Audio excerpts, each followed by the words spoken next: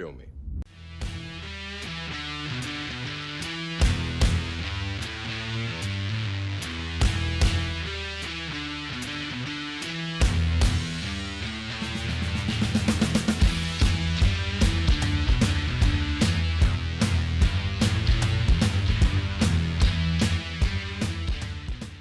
I'm the martial arts film freak, and I watched One Shot.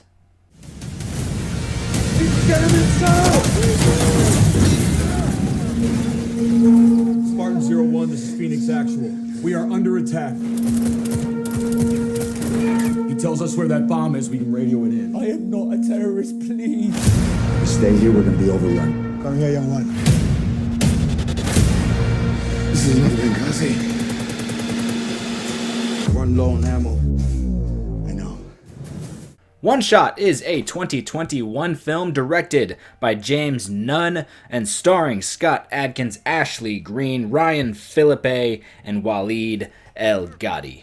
The film is about a woman and her military escort team who are sent to this island. It's pretty much nothing but like a prison island where they keep a bunch of international terrorists from a bunch of different organizations, and she is sent there to retrieve somebody because he may have knowledge of where a pretty significant nuclear bomb may be that is going to be used against, I believe, the Capitol in the United States. But suddenly, sadly, not good, before they can get him out, before they can retrieve the guy they need, huge terrorist attack swarms this island, and gotta stay alive. Not really a way just to straight up get off the island. You're on an island. I didn't really think I was going to review this movie because if you watch it, it's definitely no secret that it is not quite a martial arts movie despite starring Scott Adkins. There are two really cool, really fun, more realistic kind of fights within the film. They're very short. Most of it is gunplay. I didn't really watch a martial arts movie this week. I watched like 5 movies, none of them martial arts movies. However, the action in this movie is good enough that I feel more people should watch it. I feel it is quite the achievement. Now you see, the reason the movie is called One Shot is because it is filmed to be a single take, a single shot film. Of course it is not, there are cuts hidden in certain areas. In some spots it may be a little bit more obvious than most, but that's any movie really. There's like 7 throughout, Birdman, or The Unexpected Virtue of Ignorance, that are pretty easy to see most of the time. So this movie has a few of those, but for the most part, it looks fantastic. The acting, I think, was quite a surprise, especially from Scott Adkins himself. Scott Adkins, in the past has not always been the best actor. I think that his best performances come when he's playing Yuri Boyka. His weakest performances typically tend to come when he is playing somebody with an American accent, which he gets an American accent in this, and I have to say, big improvement. The accent is way better. The acting itself is way better. I was very proud of Adkins in this role. Ashley Greene is very good. That is no surprise. She also shared the screen with Scott Adkins in the excellent film Accident Man. So they reunite for this, and she is very good. What is his name? The guy who I said last. Not Ryan Philippe. That guy can go away. He's not in this movie very long. Thank God. Waleed El Ghadi was also fantastic. He kind of has a more hectic, panicky role, but he doesn't come across as chewing the scenery or really cheesy. Like, you kind of believe him as a dude who is in way over his head and just wants to go home. The story is nothing nuts, nothing crazy. It's not weird to say it's Die Hard. It's not quite Die Hard. It's not Die Hard at all. But I mean, it's a bunch of terrorists have attacked this base, and they got to survive. That's the plot. That's pretty much it. There are a few things going on, especially regarding the Ashley Greene character and this guy she's trying to retrieve. There is a bit of a twist there within their sort of story that was a surprise and was actually very helpful to the story, really added a lot to it. But for the most part, pretty simple plot. The achievement of this film comes in the one-shot aspect of it. Earlier this year or late last year or some point in the past year and 2 years, hard to say when things come out internationally and things come out here, we got Crazy Samurai 400 vs. 1, which is a 70-minute long single take fight scene. And while it is quite adventurous and quite, it's not really innovative, it's definitely a very unique film that I recommend you watch at least one time to see its uniqueness. It's really boring. I would say that this is that concept done the right way. Now I know there was the Revenant did the same thing, and of course there's Birdman. But in terms of kind of a movie being a whole action scene, just like an hour and a half, one shot action scene. Just nothing but a shootout and some fights. I think this movie absolutely nailed it. There's not a single action beat that is just boring. You know, with Crazy Samurai Musashi, there's several points where he's just surrounded and everyone's standing around waiting to make their move, and he kills like 30 to 50 people with the exact same move. Nothing like that ever happens. Every single minute, every single moment of action with the characters or with the camera, there is a purpose for every single moment because it is leading somewhere. That's something with Crazy Samurai Musashi, is nothing ever felt like it was leading anywhere.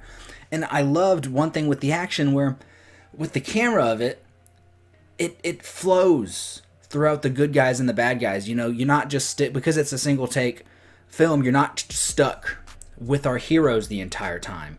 You also get the camera moving over to the bad guys, but it never feels artificial. It doesn't feel like, oh, there's no reason for the camera to have gone, you know, if we're following it almost like a documentary style, there's no reason for the camera to have gone over to the bad guy's side. No, the camera follows the action in such a wonderful flow.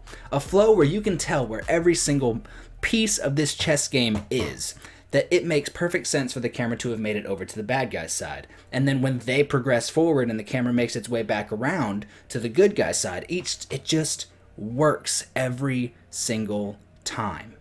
There's like one moment, it's maybe like the easiest example of this, is when the camera does make it over to the bad guy's side. We hear them planning, we hear them talking, and our good guys at this point have made it over to, you know, sort of behind this building, and we follow a couple bad guys kind of making their way around the building, and then once they meet our heroes, they get popped off, and then the camera is now back on the good guy's side. That's the easiest example, that's the more simple example, but that's just the way it needs to be.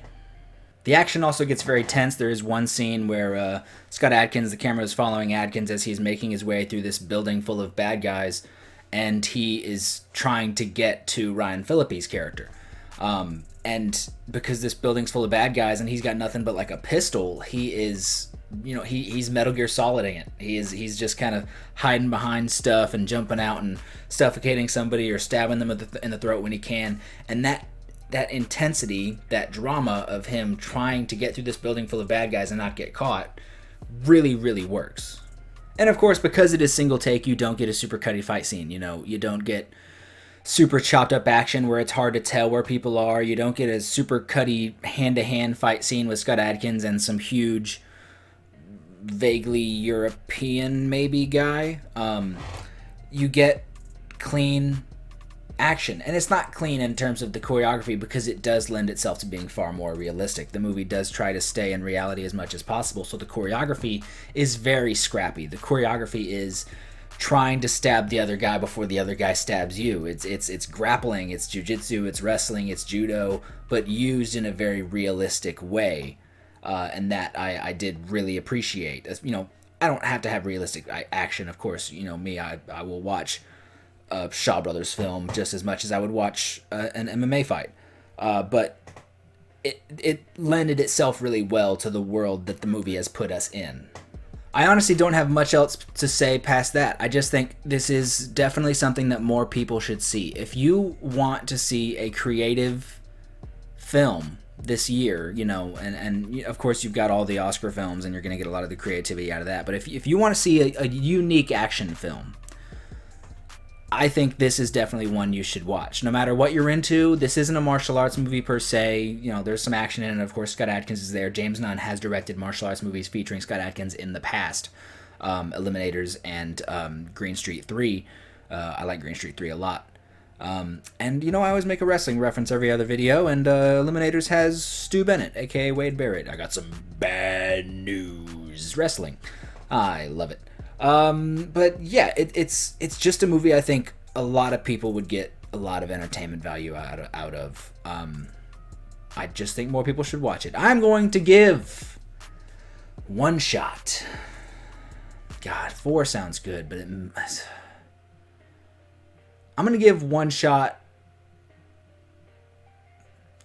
4.25. I'm going to give One Shot 4.25 hidden camera cuts out of 5. That sounds good. 4.25 out of 5. 4.25 out of 5. It's a very, very cool movie. Very good movie. Very entertaining watch. It's a really, really nice version of the single take film. And I think there's a lot of movies that really make it a gimmick. And the action draws you in so well, is so enticing, and is so dramatic.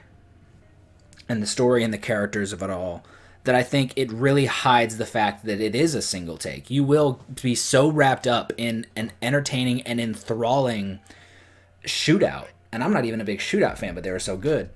You'll be so enthralled by it that you'll go like, you'll get to the end of a huge action scene and you'll go, oh yeah, shit, that was one take. Like, it's genuinely that good. And I think that's exactly what it needed to be. It lands everything it needs to land. It's wonderful. I highly recommend it. I think you really should watch it no matter what kind of movie fan you are. Thank you so much for watching. Tell me what you thought of One Shot in the comment section down below. Don't forget to like, share, and subscribe. Head over to Facebook, where there is the Martial Arts Film Freak Facebook page, Instagram, Martial Arts Film Freak, Tristan_Glover on the Twitter, and back over to this direction because I do the pointing thing for some reason. That's a door. Where I'm Martial Arts Film Freak on TikTok. Yes, that is all the things. Thank you so much for watching, and have a good day.